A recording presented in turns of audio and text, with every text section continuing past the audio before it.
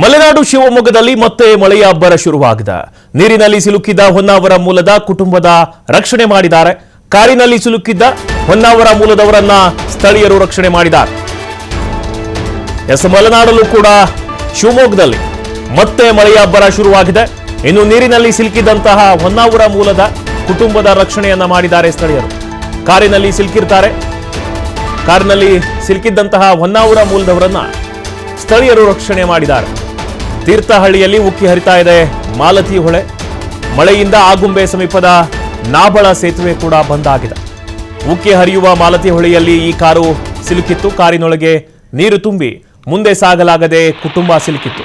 ಕಾರಿಗೆ ಹಗ್ಗವನ್ನ ಕಟ್ಟಿ ಎಳೆದು ರಕ್ಷಣೆಯನ್ನ ಮಾಡಿದ್ದಾರೆ ಸ್ಥಳೀಯರು. ದೃಶ್ಯದಲ್ಲಿ ನೀವು ಕೂಡ ಗಮನಿಸ್ತಾ ಇರಬಹುದು, ಬಹಳಷ್ಟು ಮಳೆ ಆಗ್ತಾ ಇದೆ. ಇದರಿಂದ ಹೊನ್ನಾವರ ಮೂಲದ ಕುಟುಂಬದವರು ಆ ಒಂದು ಸೇತುವೆಯಲ್ಲಿ ಕಾರಿನಲ್ಲಿ ಸಿಲುಕಿರ್ತಾರೆ. ಮುಂದೆ ಹೋಗೋಕ್ಕೂ ಆಗ್ತಾ ಇರಲಿಲ್ಲ, ಹಿಂದೆ ಹೋಗೋಕ್ಕೂ ಆಗ್ತಾ ಇರಲಿಲ್ಲ. ಸೊ ಇದನ್ನ ಗಮನಿಸಿದಂತಹ ಸ್ಥಳೀಯರು ರಕ್ಷಣೆಯನ್ನ ಮಾಡಿದ್ದಾರೆ. ಆಗುಂಬೆ ಸಮೀಪದ ನಾಬಳ ಸೇತುವೆ ಕೂಡ ಬಂದ್ ಆಗಿದೆ. ಇದು ಮಾಲತಿ ಹೊಳೆಯಲ್ಲಿ ಇದು ಸಿಲುಕಿದಂತಹ ಕಾರಿದು. ಕಾರ್ನೊಳಗೆ ನೀರು ತುಂಬಿದೆ, ಮುಂದೆ ಸಾಗಲಾಗದೆ ಈ ಇಡೀ ಕುಟುಂಬ ಒಂದು ಕಾರ್ನಲ್ಲಿ ಲಾಕ್ ಆಗಿರುತ್ತೆ. ಈ ಸಂದರ್ಭದಲ್ಲಿ ಸ್ಥಳೀಯರು ಅದನ್ನು ಗಮನಿಸಿ ಅವರಿಗೆ ಹೆಲ್ಪನ್ನು ಮಾಡಿ ರಕ್ಷಣೆಯನ್ನು ಮಾಡಿದ್ದಾರೆ. ಕಾರಿಗೆ ಹಗ್ಗವನ್ನು ಕಟ್ಟಿ ಎಳೆದು ರಕ್ಷಣೆಯನ್ನು ಮಾಡಿದ್ದಾರೆ. ಯಾವುದೇ ಸ್ಥಳೀಯರು ಇರಲಿಲ್ಲ ಅಂದರೆ ತುಂಬ ಅನಾಹುತ ಆಗುವಂತಹ ಸಂಭವವಿತ್ತು. ದೃಶ್ಯದಲ್ಲಿ ನೀವು ಕೂಡ ಗಮನಿಸ್ತಾ ಇರ್ಬೋದು, ಹೊಳೆ ಉಕ್ಕಿ ಹರಿತಾ ಇದೆ. ಇದರಿಂದ ಆಲ್ರೆಡಿ ನಾಬಳ ಸೇತುವೆ ಬಂದ್ ಆಗಿದೆ. ಈ ಮಾಲತಿ ಹೊಳೆಯಲ್ಲಿ ಒಂದು ಕಾರು ಸಿಲುಕಿತ್ತು. ಹೊನ್ನಾವರ ಮೂಲದವರವರು ಕಾರಿನೊಳಗೆ ನೀರು ತುಂಬಿ ಮುಂದೆ ಸಾಗಲಾಗಿದೆ. ಈ ಕುಟುಂಬ ಆ ಒಂದು ಹೊಳೆಯಲ್ಲಿ ಸಿಲುಕಿತ್ತು. ಸ್ಥಳೀಯರು ಸದ್ಯ ರಕ್ಷಣೆಯನ್ನು ಮಾಡಿದ್ದಾರೆ.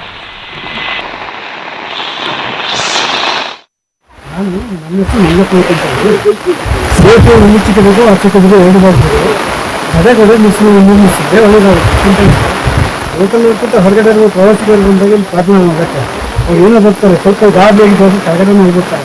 ಅನ್ಸಿದೆ ತಡೆಗಡೆ ಆಗುತ್ತೆ, ಒಳ್ಳೆಯದು. ತಡೆಗಡೆ ಆದ್ರೆ ಒಳ್ಳೆಯದು. ನೀವು ಇಲ್ಲಿವರೆ ನಾನು ನನ್ನ ಹೆಸರು ಸೇತುವೆ ಮುಚ್ಚಿಕಬೇಕು, ಹಚ್ಚಿಕಬೇಕು, ಎರಡು ಮಾಡ್ಬೋದು. ಅದೇ ಕಡೆ